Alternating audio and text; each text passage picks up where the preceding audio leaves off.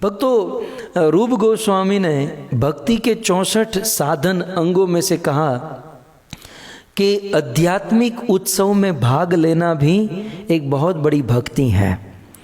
इसलिए जब भी कोई उत्सव आते हैं तो उस उत्सव का मूड होना चाहिए। और वे मूड कैसे बनेगा? उस उत्सव की महिमा को हम सुनेंगे। सो रथ यात्रा, यदि प्रश्न हो कि ये रथ यात्रा प्रारंभ कहाँ से हुई, सबसे पहली रथ यात्रा किसने की और कहाँ से शुरू हुई, ये रथ यात्रा करने की रूढ़ी कैसे बनी, इसका इतिहास क्या है? भक्तों, ये रथ यात्रा का इतिहास श्रीमद् भागवत में ही बताया गया है। श्रीमद् भागवत के 10वें स्कंद के 82वें अध्याय में रथ यात्रा की कथा है। किस प्रकार संसार में प्रथम रथ यात्रा का आयोजन हुआ। भक्तों, कथा कुछ इस प्रकार से है कि भगवान श्री कृष्ण 11.5 वर्ष तक ब्रज वृंदावन में रहे और फिर अपने माँ बाप नंद यशोदा गोप गोपी अपने सखा सबको वादा करके गए कि मैं बहुत जल्द वापस आऊँगा।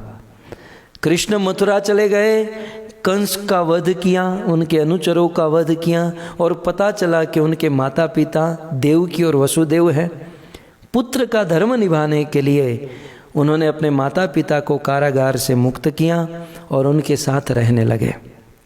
सुखदेव गोस्वामी कहते हैं, अथेकदा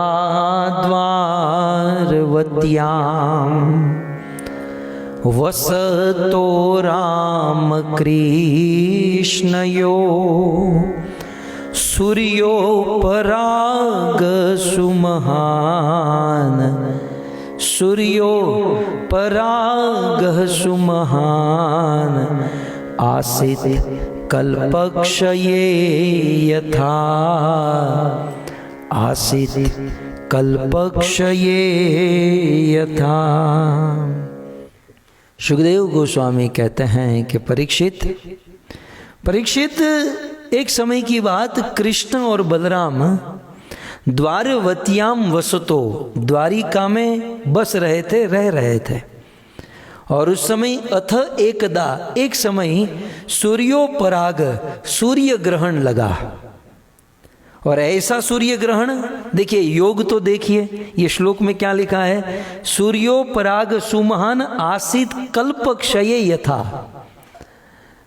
कल्प के समय, कल्पक्षये अर्थात एक कल्प समाप्त होने के बाद जब प्रलय होता है और प्रलय के समय सूर्य ग्रहण लगता है, सो कल्पक्षये, कल्प के अंत में जो सूर्य ग्रहण लगता है वही सूर्य ग्रहण उस दिन लगने वाला था। और द्वारिका के बड़े बड़े ब्राह्मणों ने, केवल द्वारिका नहीं पूरे भारत के भविष्यवेत्ताओं ने यह जान लिया और सबको पता चल गया कि सूर्य ग्रहण लगने वाला है।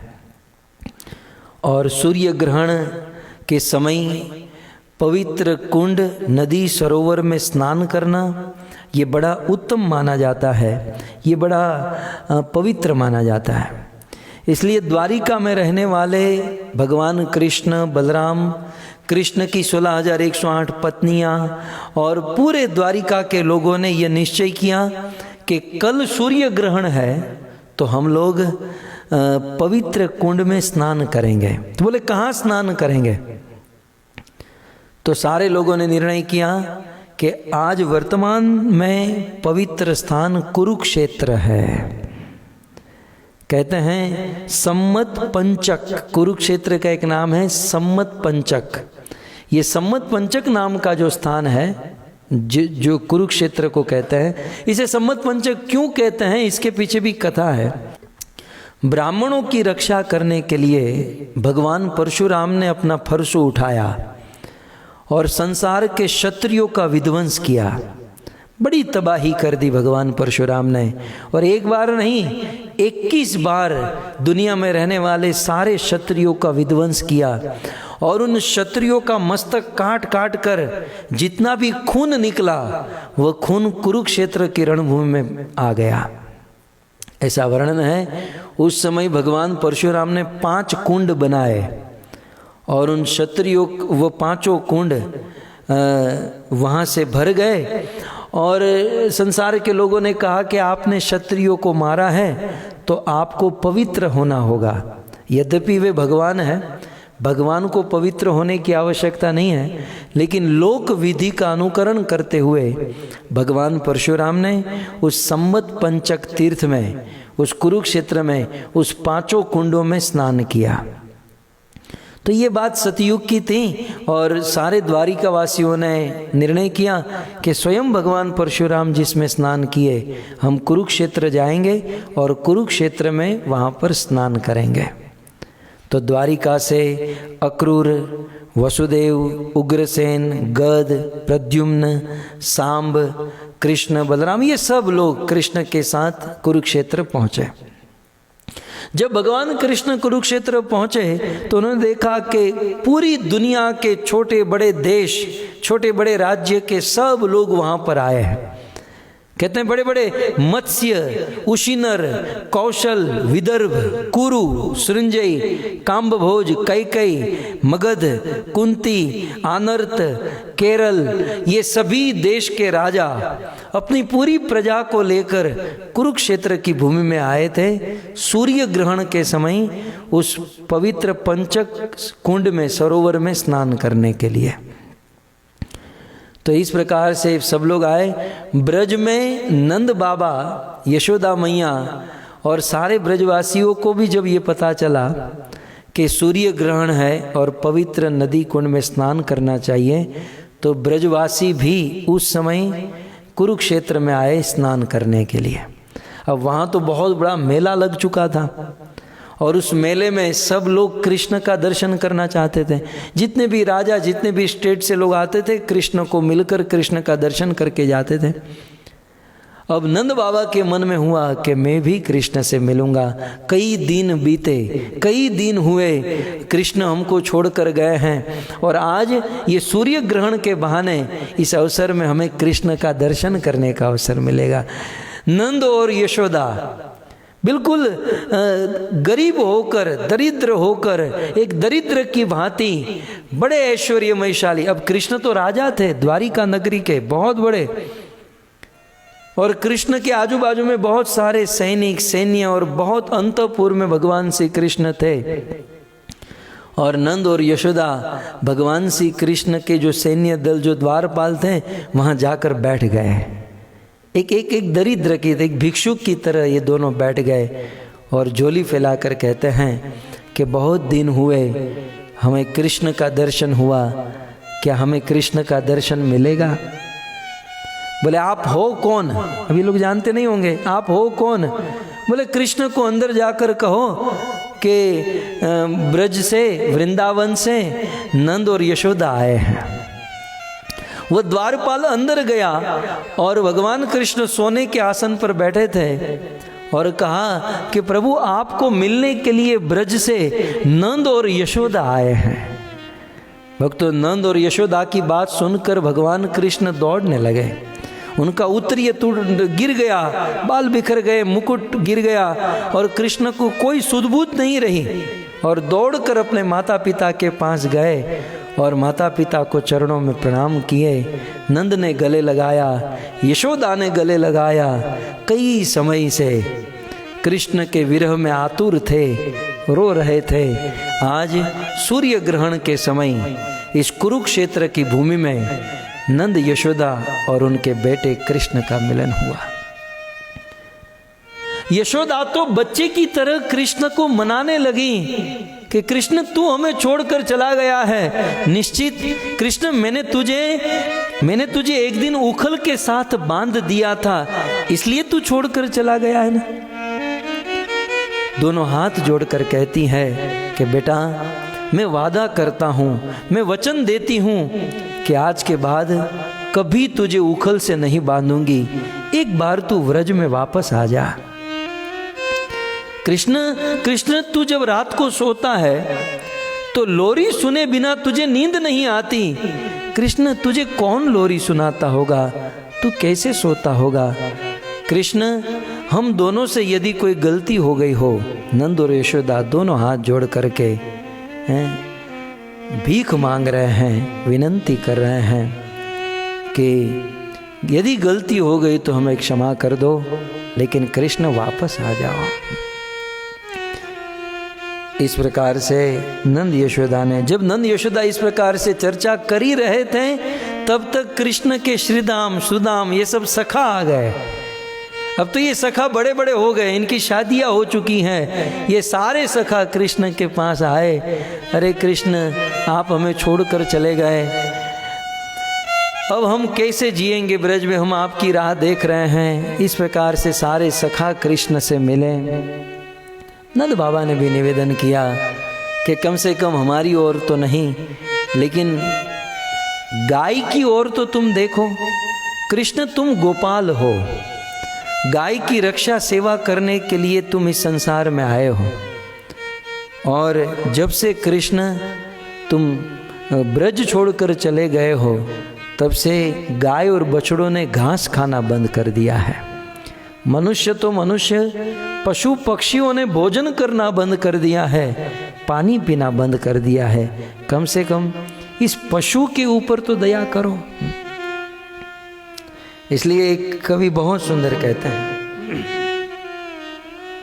गोकुल सुना है मधुबन सुना, गोकुल सुना है मधुबन सुना, सुना है यमुना घाट हो, सुनी फिरे सब गावरिया, मोरी नींद गई मोहे चैन नहीं गए, श्याम कुबजा पास हो, दर्शन बिना भई बावरिया, मैं तो दर्शन बिना भई बावरिया। भजन तो बहुत बड़ा है, लेकिन भाव यही है कि कृष्ण तुम्हारे बिना गोकुल सुना, मधुबन सुना, सुना है यमुना घाट, और सुनी फिरे सब गावरिया, गाय भी सुनी सुनी फिर रही हैं। इस प्रकार नंद यशोदा और सारे गोप सखाओं के साथ चर्चा चल रही थी। भक्तों, उस समय लाज मर्यादा हुआ करती थी, और जब ये चल रहा था तब गोपियाँ भी आई थी, राधा रानी भी आई थी। राधा रानी और सारी ललिता विशाखा सारी गोपियाँ आई थी और दूर से कृष्ण को देख रही थी। ये जो सारी चर्चा हो रही थी ना, इन सब को दूर से देख रही थी। कृष्ण इन सब को छोड़कर गोपियों के पास गए और गोपियों से एकांत में कुरुक्षेत्र में ये सूर्य ग्रहण के समय मिले। गोपियाँ कहती हैं, कुब जाने कछु कामन कीना, शाम को बस कर लीना। कुब जाने कछु कामन कीना, शाम को वश कर लीना। बिरहा अगन खूंचत है सीना, कैसे होगा जीना। बिरहा अगन खूंचत है सीना, कैसे होगा जीना। हो प्यारे कैसे होगा जीना। गोकुल सुना है मधुबन सुना, सुना है यमुना घाट हो। सुनी फिरे सब गावरिया। गोपियाँ कहती हैं, कृष्ण हमारी सेवा में क्या कमी रह गई? कुब्जा ने तो ऐसा क्या कर दिया? इन मथुरा वासियों ने आपको ऐसा क्या दे दिया कि आप हमें छोड़कर बस चले ही गए? आप वादा करके गए थे कि आप बहुत जल्द वापस आओगे। कृष्ण आप वापस आ जाओ। भगवान श्री कृष्ण ने कहा कि मैं द्वारिका का राजा, मेरी बहुत रिस्पॉन्सिबिलिटी है और मुझे वापस जाना होगा। भक्तों, उस समय उद्धव और सात्यकी और द्वारिका से आए हुए अब ये बात करते करते करते बहुत समय बीत गया और कृष्ण को अब कुरुक्षेत्र से द्वारिका वापस जाने का समय हो गया। अब सब लोग पूरा साथ सामान तैयार है और कृष्ण को बार बार बुला रहे, कृष्ण चलो, कृष्ण चलो, सब तैयार है, आपका रथ भी तैयार है। कैसे भी करके गोपियों से दूर होकर भगवान श्री कृष्ण रथ पर बैठे। कुरुक्षेत्र से द्वारिका जाने के लिए कृष्ण रथ पर बैठे। और भक्तों, 5000 वर्ष पहले की यह घटना कि गोपियां उस रथ के पास गई, उस रथ में से घोड़ों को निकाल दिया और गोपियां उस घोड़े की जगह पर खड़ी रह गई और उस कृष्ण के रथ को खींचने लगी कि कृष्ण के इस रथ को कुरुक्षेत्र से द्वारिका नहीं, हम लोग व्रज वृंदावन में लेकर जाएंगे। इस धरती की प्रथम रथ यात्रा, इस ब्रह्मांड की प्रथम रथ यात्रा कृष्ण के विरह में कृष्ण को अपने ब्रज, अपने गोकुल, अपने वृंदावन में ले जाने के लिए गोपियों ने उस कृष्ण के रथ को खींचा था। और जिस समय कृष्ण द्वारिका जा रहे थे उस समय उस रथ पर बलराम जी साथ में थे। होता ना, एक कार में 2-3 लोग बैठते हैं, तो उस रथ में बलराम जी भी साथ में थे और उनकी बहन सुभद्रा देवी भी साथ में थी। कृष्ण, बलराम और सुभद्रा तीनों इस रथ पर थे और गोपियाँ इस रथ को खींचकर हम द्वारिका नहीं जाने देगी, हम इस रथ को हमारे व्रज वृंदावन में लेकर जाएगी। भक्तों, रथ खींचने वाले भी रो रहे हैं, रथ पे बैठने वाले भी रो रहे हैं। बड़ा करुण दृश्य छा गया। बलि जाऊं सदा इस नैन पे, बलिहारी छटा पर होता रहूं, कभी भूले न याद तुम्हारी राधे, दिन रात यूं ही मैं होता रहूं। श्री राधे ही राधे पुकारा करूं, आंसू से मुख को धोता रहूं। ब्रज रानी तुम्हारे वियोग में, दिन रात यूं ही मैं रोता रहूं। ब्रज रानी तुम्हारे वियोग में, दिन रात यूं ही मैं रोता रहूं। कृष्ण भी राधा के विरह में उतना ही रो रहे थे। तो इस प्रकार कुछ दिन पश्चात रथ यात्रा आ रही है। तो भक्तों, प्रथम रथ यात्रा गोपियों के द्वारा हुई और गोपियाँ कृष्ण को खींचकर अपने व्रज में ले जाना, गोकुल में ले जाना चाहती थी। इसलिए हम भी जब रथ यात्रा के दिन रथ यात्रा में भाग ले तो उस समय गोपियों का भाव होना चाहिए। जैसे गोपियाँ कृष्ण के रथ को खींचकर अपने गोकुल में ले जाना चाहती हैं, ठीक उसी प्रकार जब हम जगन्नाथ जी के रथ को खींचते हैं तो उस रथ को खींचकर, गोकुल का दूसरा अर्थ होता है गो माने इंद्रिया, कुल माने समूह। वो तो गोकुल है ही, ब्रज वृंदावन तो गोकुल है ही, लेकिन हमारे शरीर को भी गोकुल कहते हैं। गो माने इंद्रिया, कुल माने समूह, इंद्रियों के समूह को गोकुल कहते हैं। जैसे गोपियाँ कृष्ण को खींचकर अपने गोकुल में ले जाना चाहती थी, वैसे हम भी जब रथ यात्रा में जगन्नाथ के रथ को खींचते हैं तो खींचकर हम जगन्नाथ को अपने गोकुल में अर्थात अपने हृदय में बिठाना चाहते हैं। तो जब भी हम रथ यात्रा में भाग लें तो इस भाव से, जैसे गोपियाँ कृष्ण को गोकुल ले जाना चाहती हैं, वैसे हम जगन्नाथ जी को हमारे हृदय में बैठाना चाहते हैं। भक्तों, ये जगन्नाथ जी और कोई नहीं, ये स्वयं कृष्ण है और कृष्ण ही कलयुग में जगन्नाथ के रूप में प्रकट हुए हैं। ये जगन्नाथ जो है द्वारिका के जो कृष्ण हैं, द्वारिका में रहने वाले जो कृष्ण राधा का विरह में है, तो राधा विरह विदुरा, राधा के विरह में द्वारिका में रहने वाले कृष्ण का जो स्वरूप है वो स्वरूप है जगन्नाथ। और वे द्वारिकाधीश को गोपियाँ गोकुल में ले जाना चाहती हैं। हम भी जगन्नाथ जी को हमारे हृदय में गोकुल में बिठाए और हमारे जीवन को धन्य करे। इस भाव से रथ यात्रा में भाग लेना, इस भाव से रथ यात्रा प्रारंभ हुई थी। और फिर इसके बाद रथ यात्रा होने लगी। फिर मध्यकालीन युग में चैतन्य महाप्रभु आए और किस प्रकार से इसे अलग मोड़ दिया गया, ये सारी बातें सात्विक तात्विक चर्चा रथ यात्रा के विषय में आने वाले दिनों में करेंगे। अभी तो बहुत दिन बाकी हैं, लेकिन आज जस्ट प्रथम रथ यात्रा के विषय में आप सबके बीच में निवेदन किया।